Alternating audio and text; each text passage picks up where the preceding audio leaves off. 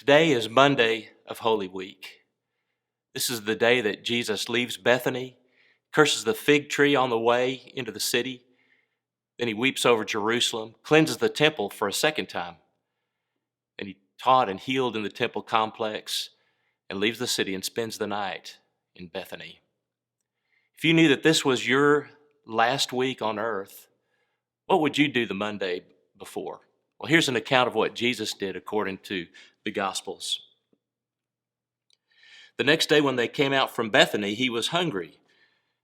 After seeing in the distance a fig tree with leaves, he went out to find if there was anything on it. When he came to it, he found nothing but leaves because it was not the season for figs.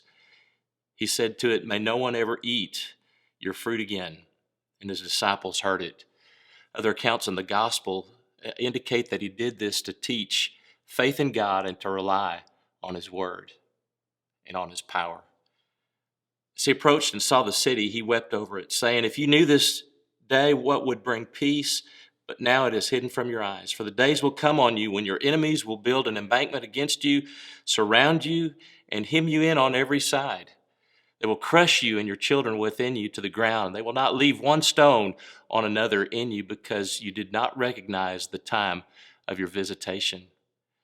This prophecy came true in 70 AD.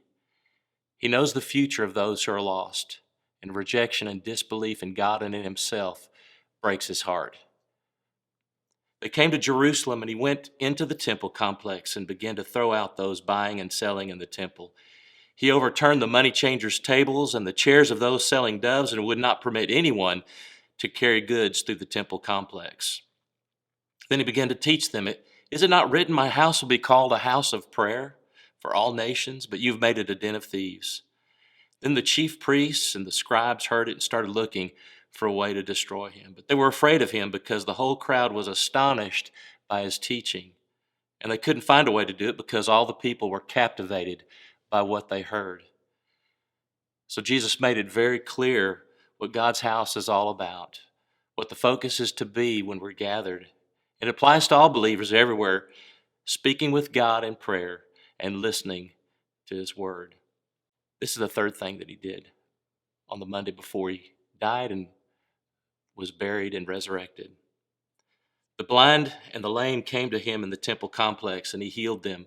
When the chief priests and the scribes saw the wonders that he did, and the children shouting in the temple complex, "Hosanna to the Son of David," they were indignant and said to him, "Do you hear what these children are saying?"